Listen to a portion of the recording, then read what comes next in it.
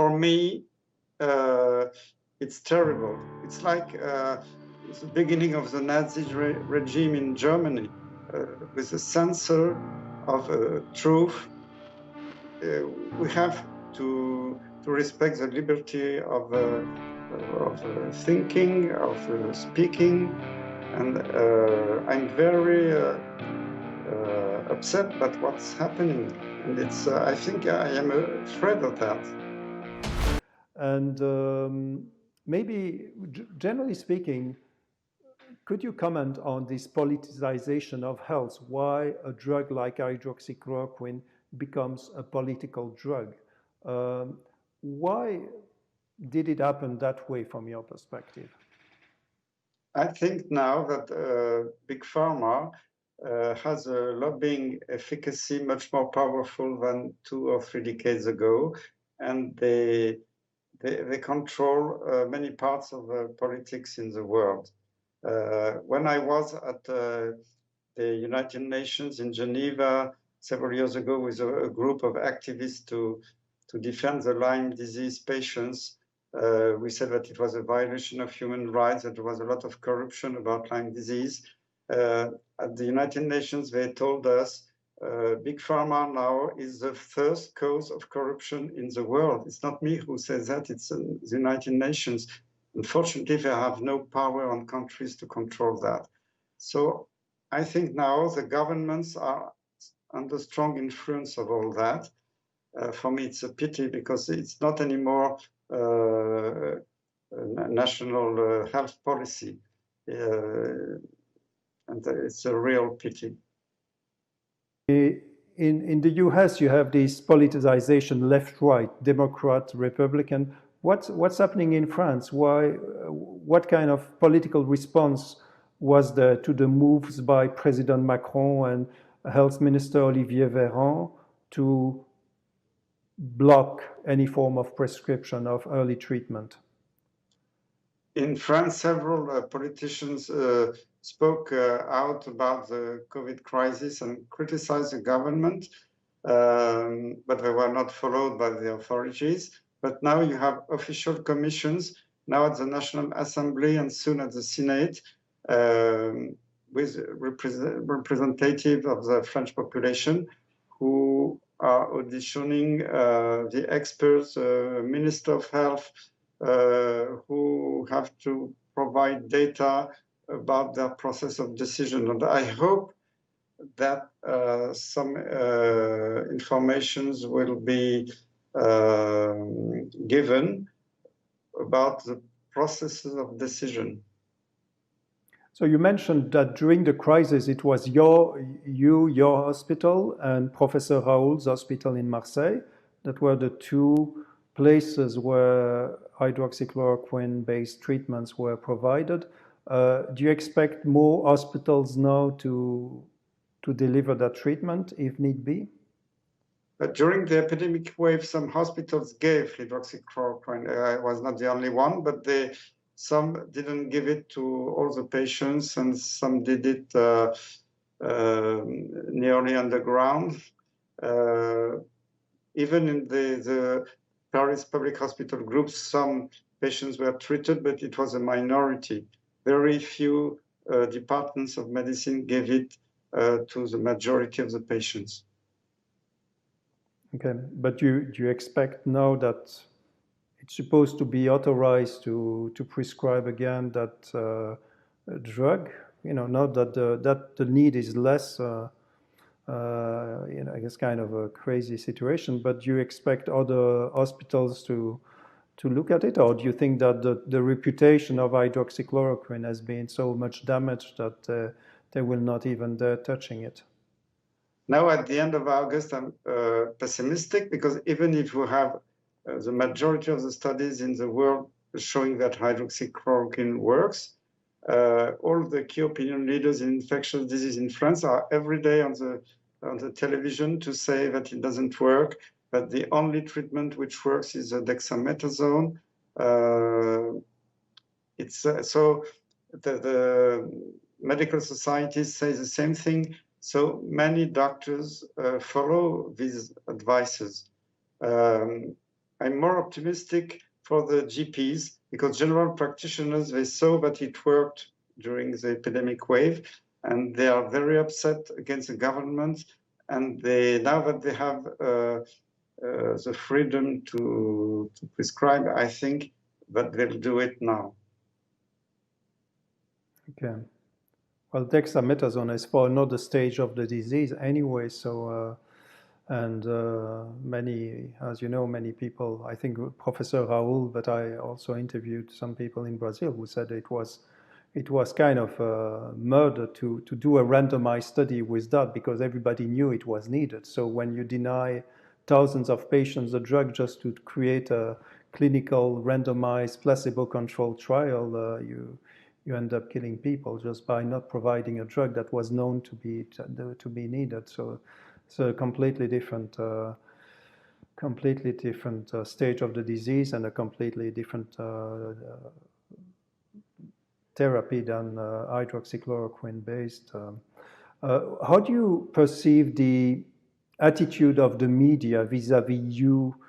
How do you perceive the media today and how they play the role in this crisis in vehicle information? Most of the mainstream media follows the government, are anti-hydroxychloroquine. But if you look, now it's published in France, we see that some huge media receive a lot of money, for example, from the Bill Gates Foundation and from the government. So I think they are not completely independent. On the French TV, every night you see that it's terrible, the second wave is here, all the French people are at risk. And if you look at the data, you have maybe 2,500 new cases per day. 2 months ago, it was 500 patients dying every day. Now it's only cases, and most of these cases are young asymptomatic people.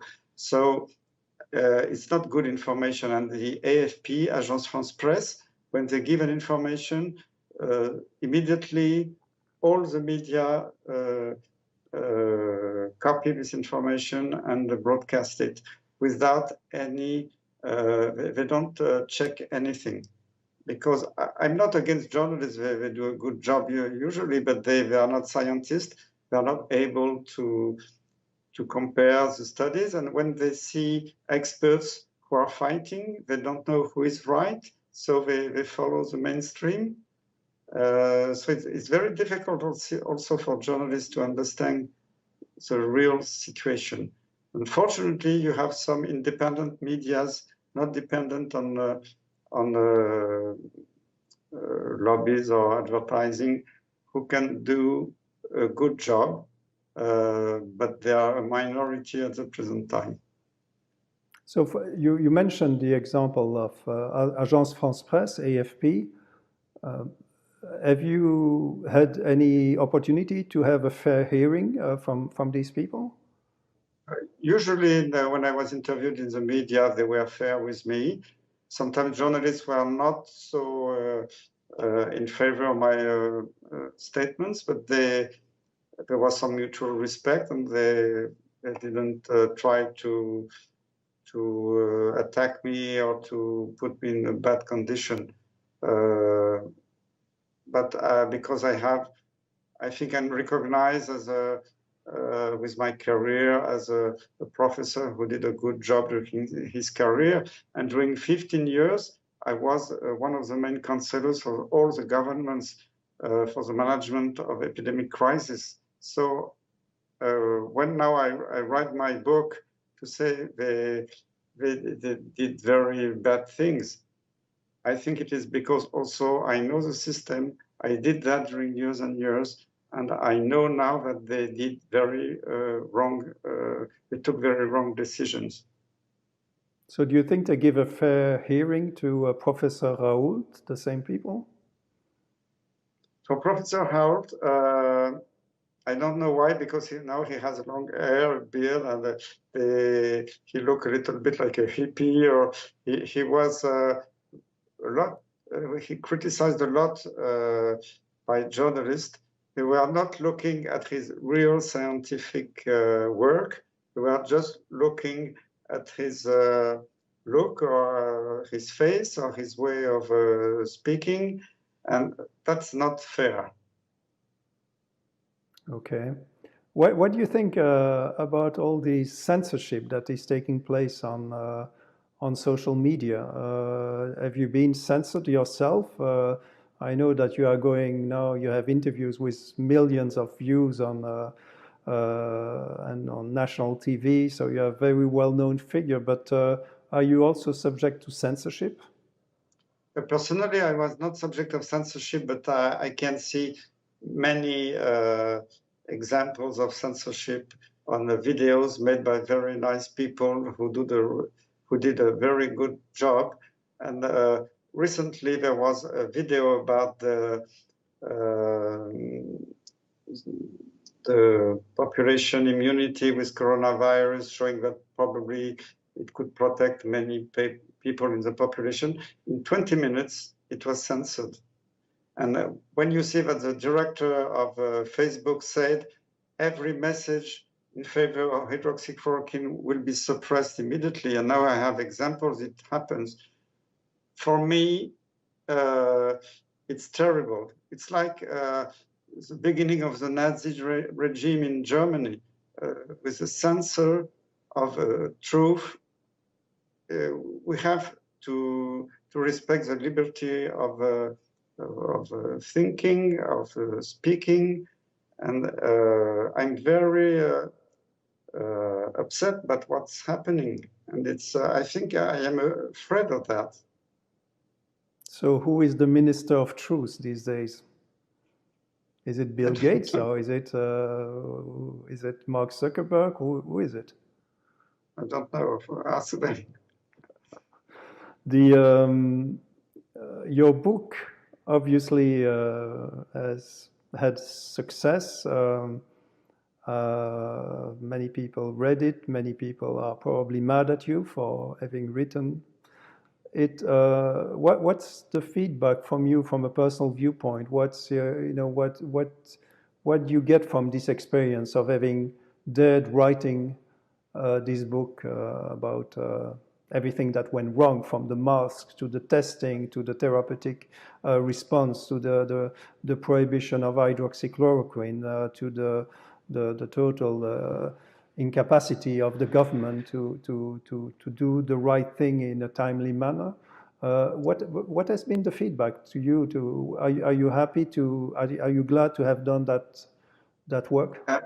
I'm very happy with the returns on my book, because you cannot imagine the numbers of letters I received every day from higher level politicians, from sometimes journalists, from the general populations, from hundreds and thousands of general practitioners, from my former bosses, all professors of medicine in the Academy of Medicine, of Surgery, everywhere, saying congratulations,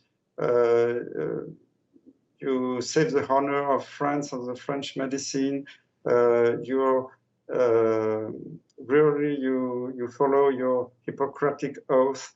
So it's every day I receive letters like that. So for me, it's the most important thing. And I received very few, maybe less than 10 letters of insults, but 1,000 letters of congratulations. So for me, it's very important. I see that have all the GPs follow me now in their head. Now they are not allowed to speak up. And you lost someone very close, I understand, to COVID, whom you didn't treat yourself. Yes, it was my brother-in-law, the husband of my sister, who died.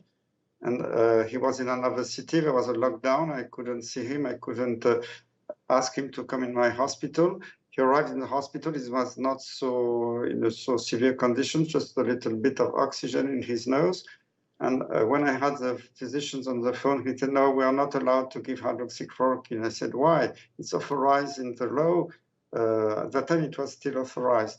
He said, "No, because the university hospital of the town said that we should not give it out of the official clinical trials such as Discovery. And they let him in his room with a little bit of oxygen, paracetamol, and he died 1 week later without effective treatment, which was known to work. And I was very upset about that. That's why I spoke about this personal story in the media. And you know, the next question was, how are you coping with this number of deaths and all this, you know, this number of preventable deaths, you see, and what should be a process for, essentially, for society to reconcile with this episode, because right now there is a huge division in the French society about what happened because of the death and the preventable death. I said in the media that if the treatment with hydroxychloroquine, azithromycin, and a good management had been done, we could have avoided between 20,000 and 25,000 of deaths. I was a lot of criticized, but now we have the confirmation. If you compare France and Germany, if you compare the hospital of Marseille with all of the other hospitals in France, if you compare France with Morocco, Portugal, and so on, everywhere you arrive on the same counts. So we could have avoided a lot of cases of death. That's why I'm upset, because I said that in the TV at the beginning of the crisis. Je suis très choqué par ces débats, parce que maintenant on a la preuve que l'hydroxychloroquine marche. Non. Et l'étude de Raoult, quand même, sur 80 patients, montre que la charge virale baisse. Oui, mais alors, Monsieur Perronne, il va vous répondre. Non. On a la preuve que ça marche. Monsieur Alexandre va vous répondre que ces malades auraient été guéris même sans chloroquine, parce qu'ils auraient guéri. C'est des bêtises, c'est faux, parce qu'on voit que la charge virale baisse beaucoup plus rapidement. Maintenant, aux États-Unis, la FDA a donné son autorisation, le ministère américain a donné des millions de doses dans tous les hôpitaux américains en disant allez-y, vous traitez tous les malades, quelle que soit la sévérité. L'Italie a fait un décret il y a plusieurs jours pour dire ça y est, tous les médecins généralistes doivent donner l'hydroxychloroquine ou la chloroquine à tous les malades en ville. Maintenant, c'est une évidence scientifique internationale. Il n'y a que la France qui dit alors il faut attendre le résultat de l'étude randomisée. Je suis profondément choqué. Ça marche. Ça marche. Et moi, je le vois dans mon hôpital, je le vois partout. Il y a des témoignages de l'Europe entière. Ça marche. Il y a quelques intellectuels qui disent non, ça n'a pas été prouvé, on n'a pas tiré au tort contre placebo, il faut attendre 2 mois pour voir si ça marche. C'est profondément choquant. On est dans une situation de guerre. On s'en fout des normes internationales, de protocoles. C'est profondément choquant. On voit les résultats. Comme en France, il y a encore 400 morts par jour. Le gouvernement est totalement irresponsable. On va attendre encore 1 semaine, 2 semaines. Combien de milliers de morts? C'est scandaleux. Nobody in the authorities didn't follow me. After the crisis, when I said that, they said, oh, it's easy to speak afterwards when everything is done. I said I'd never change my speech from the beginning to the end of the crisis. I always said the same thing, in opposite to all my colleagues who change their speech from 1 week to another. So I was very upset. That's why I wanted to write this book, to tell the truth to the French population and maybe to other countries. So I have to thank you again, Professor Perronne, for your participation in this interview. I think it's going to be an eye-opener for many in the world, and we may get feedback. We'll forward it to you.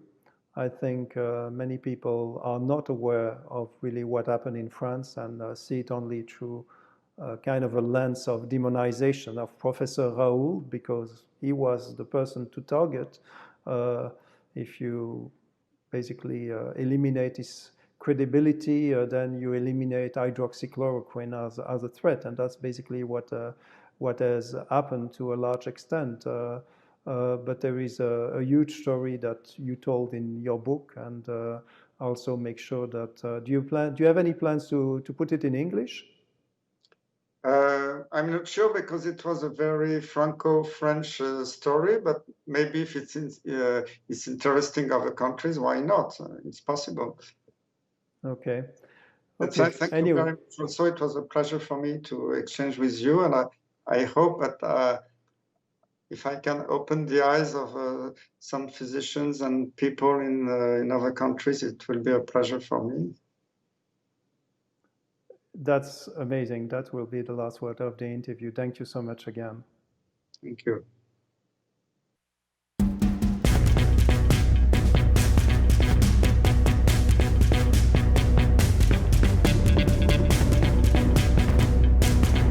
Écoute-moi, toi qui as 20 ans, tu crois tout savoir mais tu n'as jamais pris le temps d'entendre les paroles des anciens qui ont déjà pris les chemins de ton quotidien. Ne laisse pas le renard te pénétrer. Tu peux programmer toutes tes chaînes de télé. Le renard veut te lobotomiser, viser les victimes de ses propres idées. Écoute-moi, toi qui as 30 ans, c'est l'âge d'or qui arrive tout simplement. Ça y est, c'est le moment d'être papa. Tu croyais tout savoir mais tu n'avais pas le choix. Innocent devient témoin. L'enfant n'est pas un truc qui se voit de loin. À la croisée des destins, à passer sans retour fabrique au lendemain. Écoute-moi, toi qui as 40 ans, tu comprends maintenant que tu n'es pas une maman. Le spirituel comme le matériel, la façon qu'on se lance dans le duel. Le salutaire sera fraternel. Le missionnaire sans ses ailes s'éloignera de l'éternel. Je ne veux pas te faire la morale, mais t'expliquer ce qui est central. Manipulé par le prix à payer, tu ne vois pas que tu es le seul artisan de ta réalité. Je ne veux pas te faire la morale, mais t'expliquer ce qui est central. Manipulé par le prix à payer, tu ne vois pas que tu es le seul artisan de ta réalité. Écoute-moi, toi qui as 20 ans de NTM à la chute du mur de Berlin, je peux interpréter ton présent pour que tu te repères dans tous ces faux semblants. Ne te laisse pas hypnotiser par tous ces gardiens de boutons labellisés. L'illusion de ton libre arbitre pour que tu considères leur vérité comme acquise. Écoute-moi, toi qui as 30 ans, la première génération à grandir en réseau. Google, Netflix dans ton cerveau, c'est pas nécessairement mieux que Jean-Pierre Verneau. Tu ironises les gilets jaunes en jouant la vélo afin que Hugo te décrypte. Si tu te laisses insulter, dans tes poubelles les aimants trouveront ta fierté.